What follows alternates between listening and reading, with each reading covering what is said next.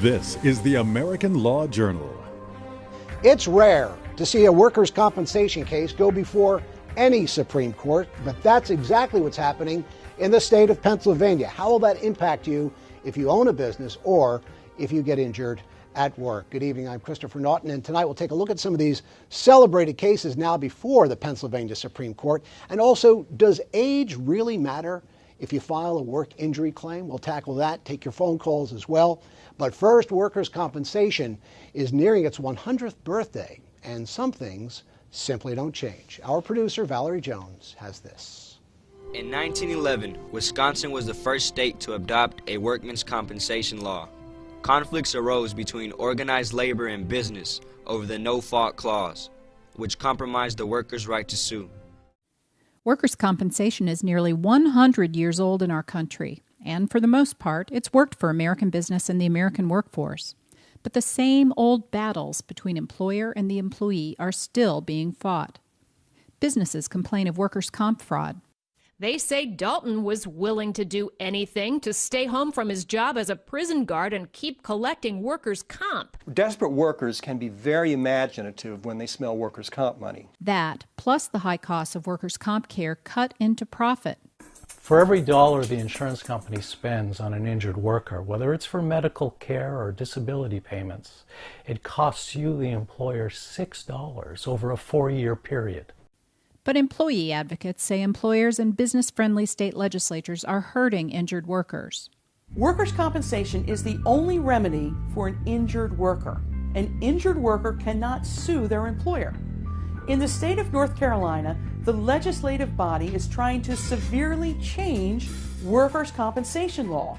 Workers' comp basically is no trial by jury, no court suit. It's all by an agency. So much for a hand, so much for a leg. It's called the chop shop. The laws are weak. They have to be reformed. They have been weakened in state after state over the last 20 years by legislation. And the battle in PA is no different. Almost a half dozen comp cases have gone to the Pennsylvania Supreme Court in this year alone. Questions dealing with an aging workforce and voluntary retirement that ends comp benefits to matters of public policy that sound as if they could have been written a century ago. Can an employee sign away their rights to a work injury claim as a condition of their employment? All of which reinforces the notion that even 100 years later, the map for workers' compensation is still being drawn. For the American Law Journal, I'm Valerie Jones. And to a good degree, my four guests tonight have helped shape that workers' compensation map in the state of Pennsylvania. Let's go ahead and meet them. George Martin joins us tonight with Martin Banks. George and his firm, one of the longest standing workers' compensation practices in the state of Pennsylvania, representing claimants now for over 40 years. Paul Fires has joined us. He just got back from his trip, so he could get back to the program. We appreciate that. With Weber, Gallagher, Simpson, Stapleton, Fires, and Newby. 9 offices throughout the U.S. representing insurance carriers and self-insured corporations in comp matters. George Beatty hails from Beatty, Sloan, and Geneva in Center City, Philadelphia. And George actually argued before the Pennsylvania Supreme Court just a couple of weeks ago, although not on a comp matter. It was a jury matter. George has represented injured plaintiffs in product liability, medical malpractice, and workers' comp now for over 30 years. And the Honorable Jeffrey DeLynn joins us once again, a workers' compensation judge, and before he sat on the bench, he practiced in this area of the law. Folks, we're taking your telephone calls tonight, 1-800-426-4625. There it is up on the screen. You'll see it throughout the program. You can also email your questions in, info@lawjournaltv.com. Let's take a quick look at some of these cases that are now coming up before the Pennsylvania Supreme Court. Actually, they've already been argued, nearly a half dozen cases. You heard that earlier in the News Feature report. Some of the issues refraining from an injury claim as a condition of your employment, to employers modifying an employee's benefits, to what constitutes retirement and withdrawal from the workforce. But let's start with the bigger picture. 6 cases, 6 workers' comp cases in front of the Supreme Court. Is this a coincidence? Why so many cases at one time? It's an important issue. It affects a lot of injured workers, and it affects employers. So there are understandably a lot of cases that are going to go to the Supreme Court because it's an issue that affects a lot of money and a lot of people. So it's not so surprising that the Supreme Court is taking this many cases. Paul Fiers, let's go to the respondents' counsel, as we call them in workers' compensation, also defense counsel. Do you see it the same way? I do see it the same way. There are so many workers in Pennsylvania. Typically, 1/3 of the Commonwealth Court's caseload consists of workers' compensation cases. So naturally, when you look at that kind of statistic, a good percentage of them will probably make their way to the Supreme Court.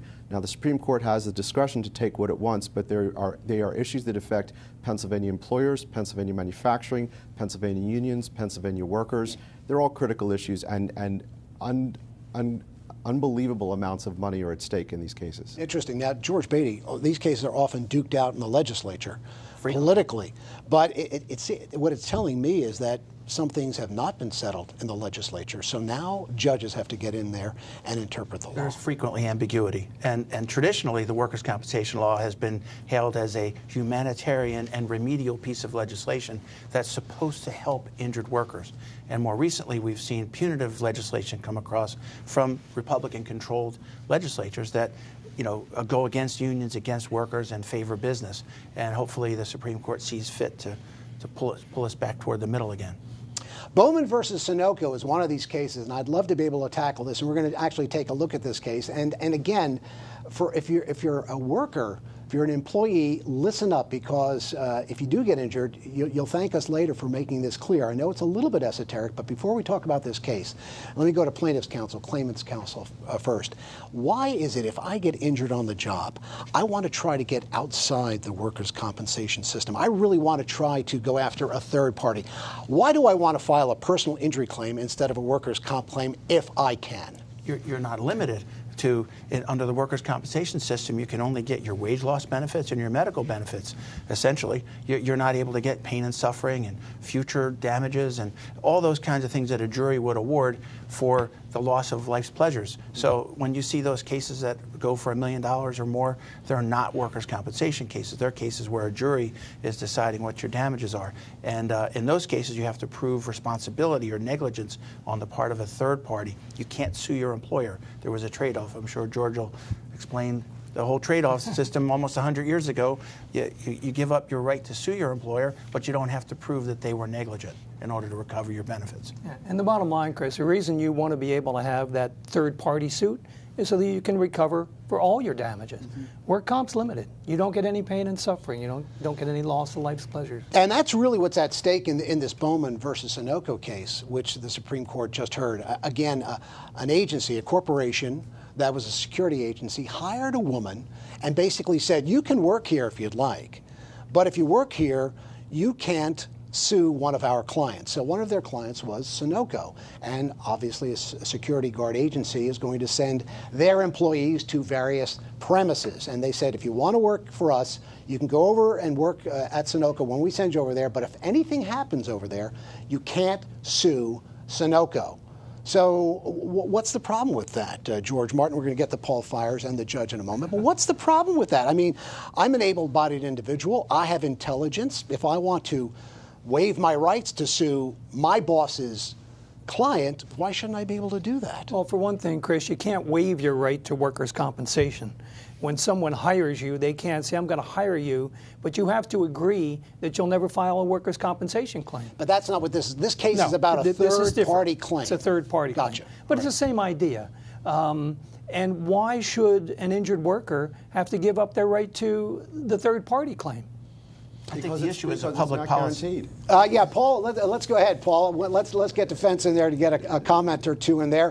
What's the problem here? Why should people not be able to file a lawsuit? Why should they have to give up that right to file a lawsuit against another company as a condition of employment? Isn't there something patently unfair about that? There really isn't, because imagine if you're an employer, and for everyone out there who has a small business, do you really want your employees suing your clients? You'll go out of business. And that's a fundamental public policy issue that should be bargained for between the employer and the employee, keeping in mind one important thing.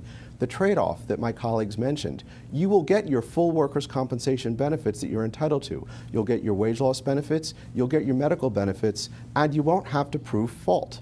Most of the cases don't involve lawyers. They're amicably dealt with between the worker and the insurance carrier. There's a thin slice of cases that do involve lawyers and do involve litigation, but most employees, when they're injured, are taken care of and their cases do get satisfactorily resolved. All right, Paul, let's extrapolate that out just a bit further, though, okay? I own a business, and I've got a good working relationship with the corporation that produces my lathes and my forklifts and my jigsaws. And what if I say to my worker who wants to be under my employ, you can work for me, but if you get hurt on that forklift or that jigsaw, you cannot fire my buddy, you cannot fire my provider, we'll give you workers' compensation. Isn't that a slippery slope, and aren't we headed that way with this case if the court finds for Sunoco or Allied Barton in this case? Well, in this case, they specifically talked about not suing a client, which is very different from not suing a provider of a service, such as the organization that manufactured the forklift or something like that. I can certainly hear the argument coming that it is a slippery slope and it may go there, but that's not what this court has said. And that is the issue right now before the Supreme Court. We don't know what they'll say.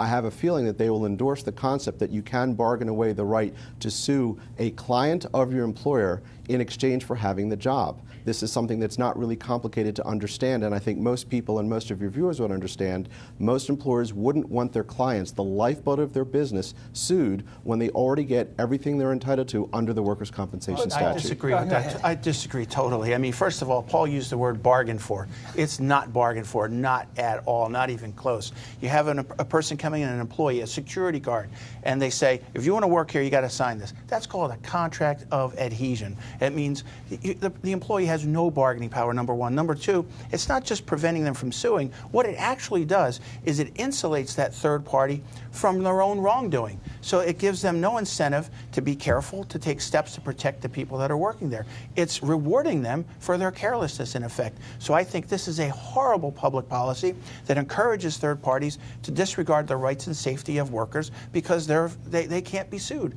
So if somebody's supposed to keep a safe premises, why bother if you can't get sued? But you will get sued. You'll get sued in workers' compensation by any other Sunoco employee who happened to have had the same unfortunate situation that the Bowman worker did. So there is, all of that protection is there. All we're saying in this case is you can't sue your employer's client, which I think anyone would understand. It's hugely different. Your employer's client could be responsible for the pain and suffering, for the future pain and suffering, for the loss of life's pleasures, for the future medical expenses and future wage losses.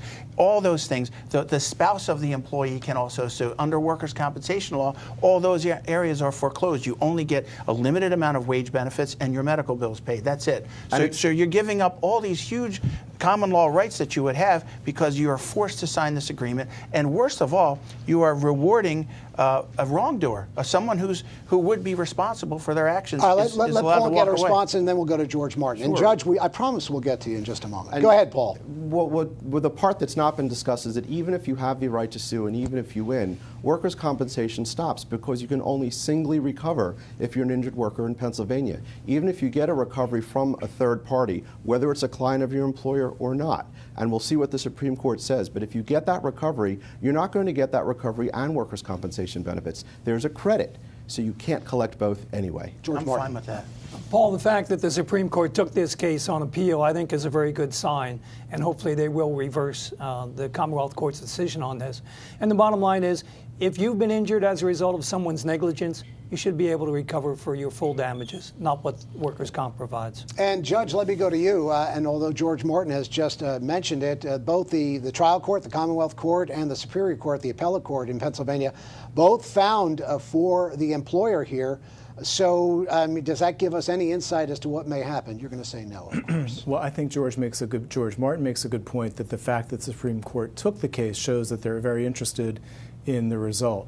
Another issue that you need to think about is the Superior Court, when they decided the case, said basically the injured person is getting all that they're entitled to by virtue of workers' compensation.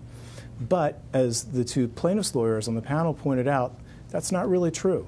They're giving up their common law right to pain and suffering damages, the wife or spouse's damages, future damages, lost earning capacity, So they're really not being recompensed for all of their loss. And I think that's what might have intrigued the Supreme Court. There are two cases also that talked about these issues that were mentioned by the Superior Court. There's an Arkansas case that said, yeah, it's okay to sign such a thing. So Arkansas agrees with the defense on this. But then there was a case in Connecticut in 2006 called Brown versus So. And in the Brown case, the Connecticut Supreme Court said, no, no, no. This is a contract of adhesion. An employee has no bargaining position in such a situation. So Pennsylvania will have to make up its mind on its own, ultimately, with the Supreme Court. Let's go to a bevy of other cases, all stemming from the city of Pittsburgh. And again, I'm not going to get into the detail, but it's interesting because we're talking about age tonight and at work injury and how being young or old may factor into you filing and receiving workers' compensation. At least 3 cases deal with the whole notion of voluntary retirement, disability pension, a little bit of an age issue tinge to these cases. Age is critical in workers' compensation. It makes a huge difference in these cases. And what the Commonwealth Court has done in a whole series of cases is to make new law. It's been an activist, conservative court which is making new law.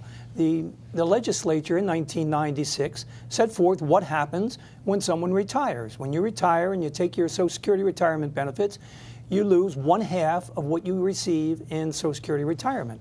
That's what the legislature decided. The Commonwealth Court has taken that much, much further and said that when you withdraw from the workforce by taking your Social Security retirement and by taking a disability pension because you're disabled as a result of your work injury, that you lose everything. Judge, it must be make it a little tough on you to figure out, has this person retired from the workforce or not?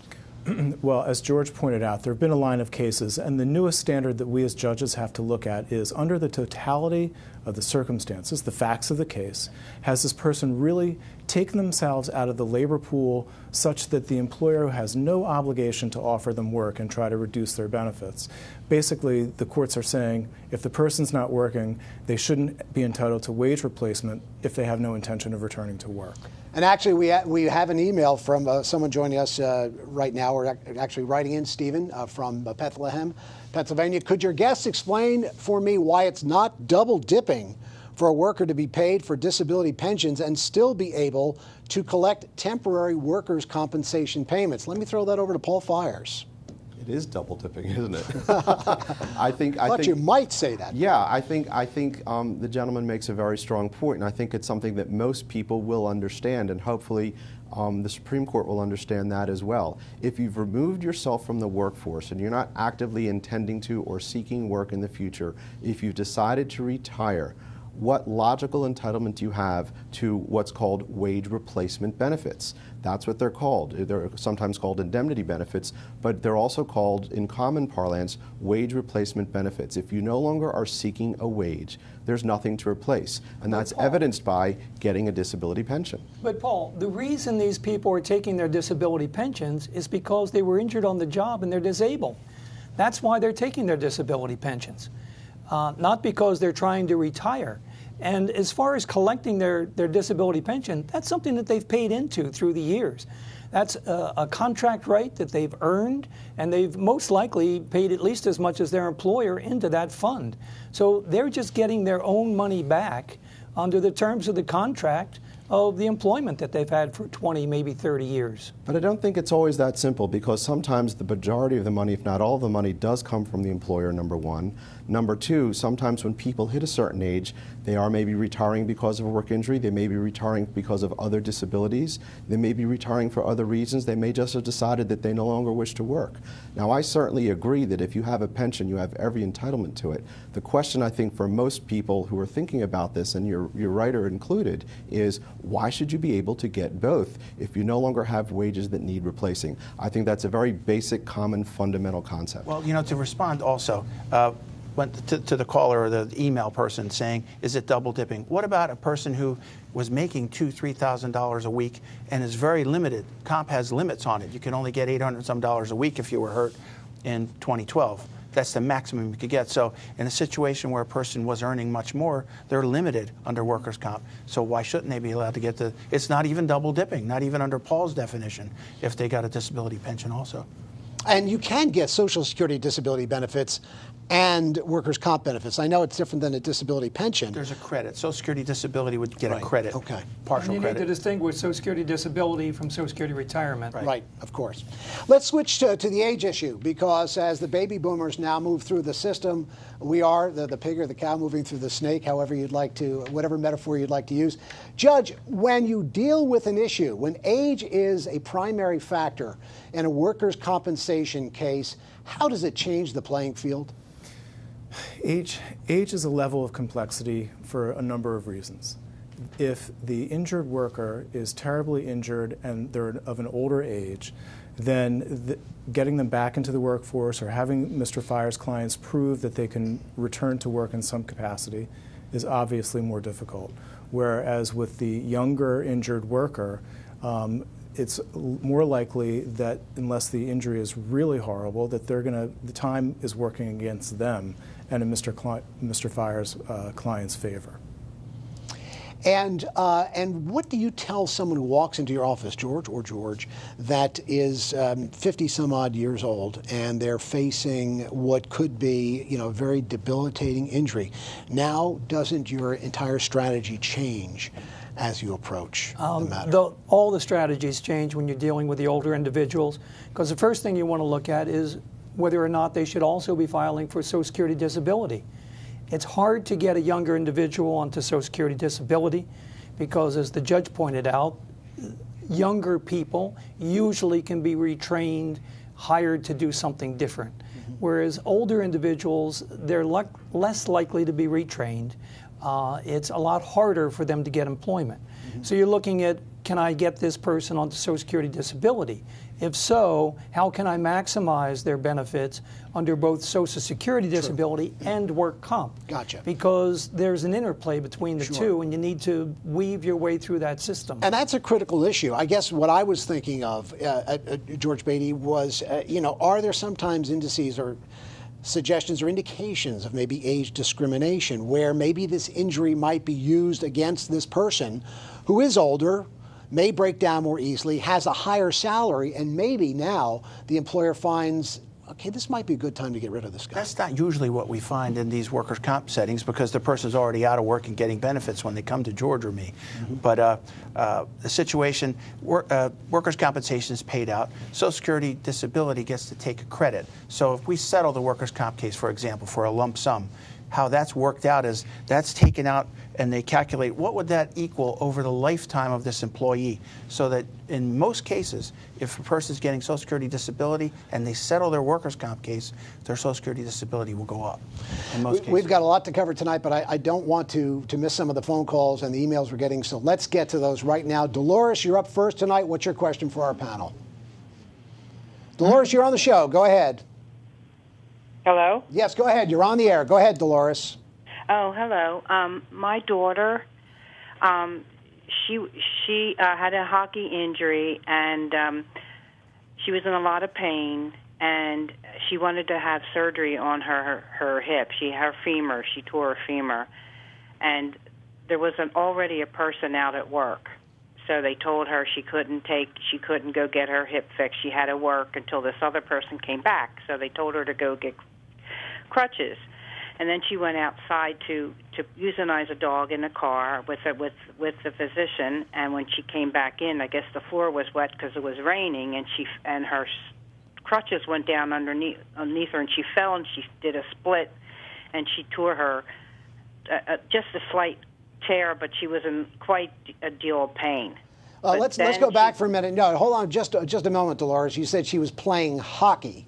She's not a professional hockey player. She's on the Women's World Hockey League. Okay, so she's employed as a hockey player.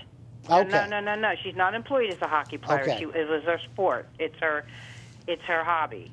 Okay. I think you're talking about the aggravation of the injury that happened at work. Right. I think that's what we're getting to here. Gotcha. Yeah. Was that what we're talking about? That she was. Yeah. Now we're talking about when she fell because they told her she had to work anyway with the injury. And then they told her to get crutches to get around, and then she fell. And then they told, then she went to the doctors, and they moved the surgery up. She had to wait till the other woman came back before she could have her surgery, but they moved it up because now she's in a great deal of pain. That's something and that they didn't want to pay her. That's something that, workers' compensation covers injuries even if the injury aggravates a pre-existing condition. So the work injury part of it doesn't have to be the only thing. The work injury could aggravate a pre-existing condition, which is the situation here. So that is likely a compensable injury that she suffered at work if it made her original injury worse or accelerated it. George and I are going to agree that's a compensable injury, and I suspect Paul's going to disagree, and the judge will figure it out. Paul, go ahead, Paul. Well, I actually think it does sound like it could be a compensable injury, but the one part that wasn't discussed, which needs to be mentioned to the caller, is this. She will come to the injury with whatever her pre-existing condition was. So what workers' compensation could be responsible for here is the extent of the aggravation. And ultimately, where the responsibility may end will be when the aggravation is returned to whatever baseline condition that she had. Let's get to some emails as well. We're going to try to get them in. And actually, we're going to stay a little longer in the studio tonight, even once we leave the air at 7:30. Keep calling in with your questions, and you send your emails to us. We'll try to get to them off the air after we're finished. This is from Manuel in Newton, and this is, yes, thank you, graphic number 2. I recently suffered a shoulder injury on my job working on a loading dock. I was told that I could be fired from my job if I reported the injury to my supervisor because my employer is enrolled in the Pennsylvania DOLE program, Workplace Safety Program. I don't know what that means. You guys will help me out.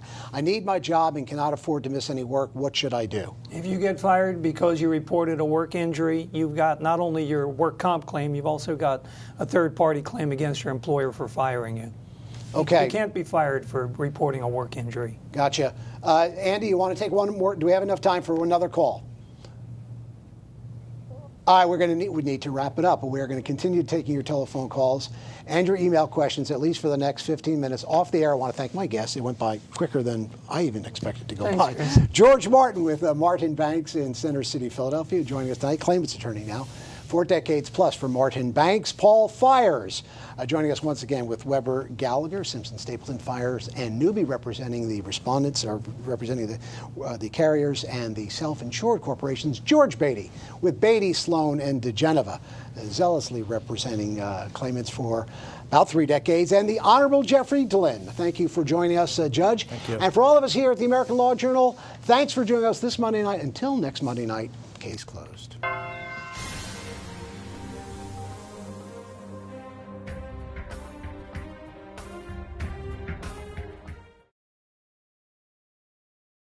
This week's American Law Journal has been made possible in part by Martin Banks. We wrote the book on workers' comp law. Beatty, Sloan, and DeGeneva. Personal attention for those hurt at work or suffering from serious injury. Weber Gallagher, representing business, financial institutions, and the insurance industry worldwide. And the Legal Intelligencer, the nation's oldest legal newspaper for lawyers.